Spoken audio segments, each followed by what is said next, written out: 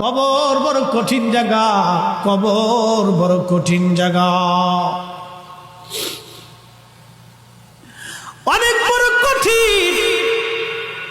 এই কবরখানা দেখে উসমান গনি জিন্নুরাইন কবরের পাশে দাঁড়ায় দাঁড়ায় থরথর করে কাঁপতেন।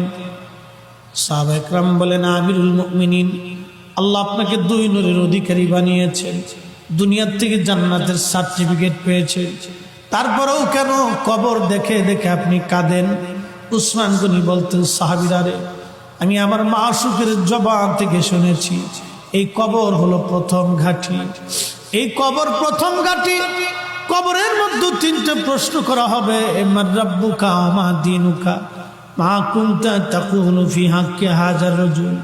আমি উসমান গনি কি কবরের প্রশ্নের জবাব দিতে পারবো কিনা? এই